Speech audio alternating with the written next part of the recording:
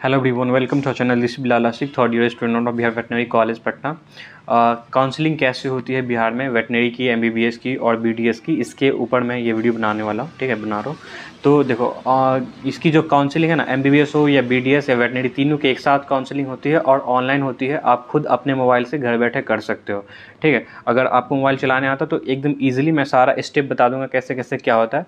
वो सारा ईजिली आप कर सकते हो आराम से। साइबर कैफ़े में जाने की कोई ज़रूरत नहीं है। बट हाँ, अगर आपको डाउट लगता है कि नहीं है पता है, थोड़ा घबराहट वगैरह होती है, तो साइबर कैफ़े का हेल्प ले सकते हो।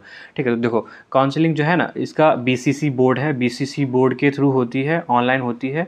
ठीक, जब काउंसलिंग का डेट आएगा तो आप बीसीसी की वेबसाइट पे जाओ। बीसीसी की वेबसाइट पे जाओगे तो उसमें एक नीचे कॉलम मिलेगा यूजीसी करके, फिर यूजी मैक करके, यूजीएमएसी मतलब under graduate medical admission counselling. ठीक है, उसको ओपन करोगे तो वहाँ पे आ जाएगा कि हाँ, यहाँ से काउंसलिंग वगैरह रजिस्ट्रेशन वगैरह, उस पर क्लिक करोगे आएगी। देखो, टोटल जो है ना इसमें जब ओपन करोगे तो टोटल 7 स्टेप है। 1 बाय 1 करके आप फिल करते जाओगे, सारा स्टेप कंप्लीट होती जाएगी। जो भी इन्फॉर्मेशन पूछेगा उसको फिल करते जाओ, वो कंप्लीट हो जाएगी। फिर लास्ट में जो है वो स्लिप मिलेगा और उसको प्रिंट आउट कर लो, कंप्लीट हो गई। ठीक है, तो सबसे पहला स्टेप जो है वो मतलब टोटल जो है 7 स्टेप होता है। टोटल 7 स्टेप में काउंसलिंग होती है। पहला स्टेप में आपको रजिस्ट्रेशन करना होगा। रजिस्ट्रेशन में सिंपली नीट का डिटेल पूछेगा, नीट का एप्लीकेशन नंबर, रोल नंबर वगैरह। ठीक है, नीट में स्कोर कितना है, रैंक कितना है, ऑल इंडिया रैंक कितना है, वो फिल करना होगा। और ईमेल पूछेगा आपका, मोबाइल नंबर पूछेगा, तो आपका ईमेल वगैरह जो है वहाँ पे फिर वेरीफाई वगैरह हो जाता है। मोबाइल नंबर के थ्रू आपका एसएमएस वगैरह आ जाएगा, ईमेल पे भी वेरिफिकेशन वगैरह आ जाएगा, पासवर्ड जनरेट हो जाएगा। फिर वापस से लॉगिन करोगे आप। फिर लॉगिन करने के बाद स्टेप सेकंड में आ जाओगे। स्टेप सेकंड में आओगे, स्टेप सेकंड में आपका पर्सनल इन्फॉर्मेशन पूछेगा, आपका नाम, पापा मम्मी का नाम वगैरह, ये एड्रेस वगैरह, आधार कार्ड नंबर, ये मोबाइल नंबर, ये सारी चीज़ें पूछेगा। आपका जो पर्सनल इन्फॉर्मेशन है वो पूछेगा स्टेप 2 में। स्टेप थर्ड आता है। स्टेप थर्ड में है ना, स्टेप थर्ड में आपको फ़ोटो और सिग्नेचर अपलोड करना है।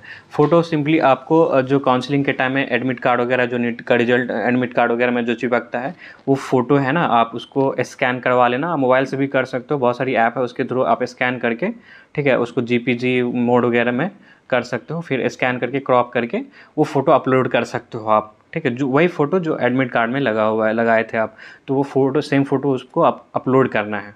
ठीक है, ये फ़ोटो स्कैन करना है तो आप आसानी से कर सकते हो जाता है।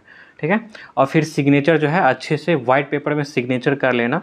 ठीक है, वाइट पेपर पे अच्छे से सिग्नेचर कर लेना, कैपिटल लेटर में नहीं। सिग्नेचर जो है बिहार की काउंसलिंग में है ना, सिग्नेचर दोनों में मांगता है। हिंदी में सिग्नेचर मांगेगा और इंग्लिश में भी सिग्नेचर मांगेगा। तो हिंदी में भी सिग्नेचर अच्छे से कर लेना। हाँ, सिग्नेचर में कोई कटिंग फटिंग नहीं होना चाहिए।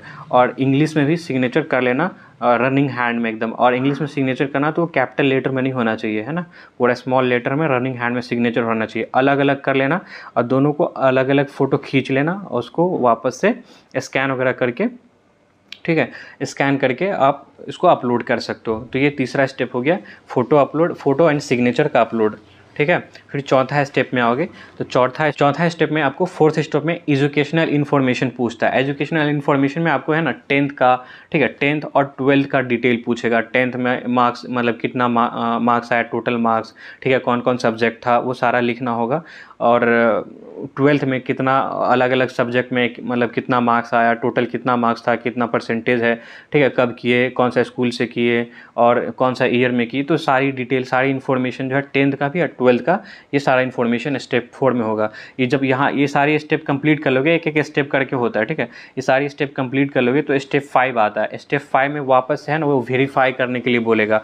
स्टेप 1, स्टेप 2, स्टेप 3, स्टेप 4, इसको वेरीफाई कर लो कि कहीं पे आपको कोई एरर तो नहीं आ गया, कुछ गलत तो नहीं लिख गया। आप वेरीफाई कर लेना, नेम सही रहना चाहिए, पापा मम्मी का, आपका डिटेल जो भी फिल किए हो वो सारा detail A to Z detail है ना, अच्छे से मैच कर लेना। 2-2, 3-3 बार वेरीफाई कर लेना।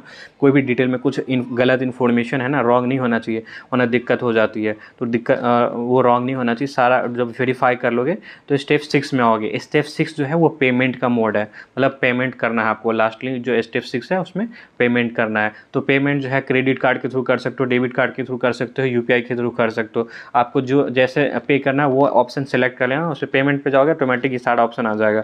तो वो मेथड सेलेक्ट कर लेना। ठीक है, यूपीआई के थ्रू करोगे, यूपीआई के थ्रू कर सकते हो, पेमेंट कर लोगे। पेमेंट में है ना रजिस्ट्रेशन फीस जो है वो 1200 रुपये है। 1200 रुपये मतलब जनरल OBC सब के लिए 1200 रुपये हैं। ठीक है, और 600 रुपये जो है SC ST PWD disable quota वगैरह के लिए 600 रुपये रजिस्ट्रेशन फ़ीस है। ये नॉन रिफंडेबल है, ये रिफ़ंड वगैरह नहीं होती है। तो ये 1200 रुपये जो है रजिस्ट्रेशन फ़ीस है। ठीक, तो ये सारी यहाँ रजिस्ट्रेशन जो है मतलब पेमेंट कंप्लीट हो जाएगा आपको।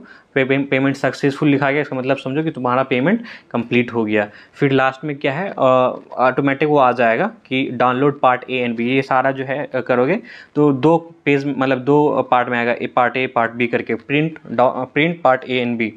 लास्ट में जो है इसका जो है प्रिंट आउट निकाल लेना है, पार्ट A एंड B का प्रिंट आउट निकाल लेना है, अपने पास रख लेना है और मेरिट लिस्ट निकालेगा वो।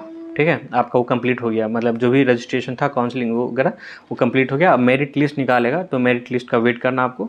ठीक है, यही इतना ही होता है करना आपको मेरिट लिस्ट का। फिर उसके बाद आगे जो है फर्दर प्रोसीड होगा। तो ये आप खुद से भी कर सकते हो, अगर खुद से लगता नहीं हो पाएगा तो आप मतलब साइबर कैफ़े वगैरह में जा करके कर सकते हो। ठीक है, तो होप आपको काउंसलिंग कैसे होती है और कैसे मतलब कुछ हेल्प मिलेगा इससे। ठीक है, कुछ लोग मुझे कॉल भी किए थे, मैसेज किए थे, इसलिए मैं ये वीडियो बना दिया हूँ।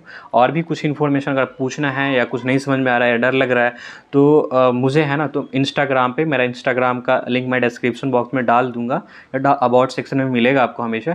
तो आप हमेशा मतलब हमेशा है ना, कुछ भी काउंसलिंग से रिलेटेड कोई भी इन्फॉर्मेशन पूछना है आपको तो इंस्टाग्राम पे हमेशा मैसेज कर सकते हो, एकदम बिंदास कर सकते हो।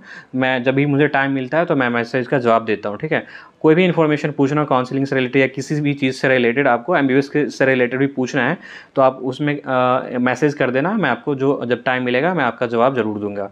ठीक है, और इसी तरह का मैं वीडियो बनाता रहता हूँ तो मेरे चैनल को ज़रूर सब्सक्राइब करो। अगर सब्सक्राइब नहीं किया हो तो सब्सक्राइब कर लो। ठीक है, और हमें सपोर्ट करने के लिए आप लोगों का बहुत बहुत शुक्रिया।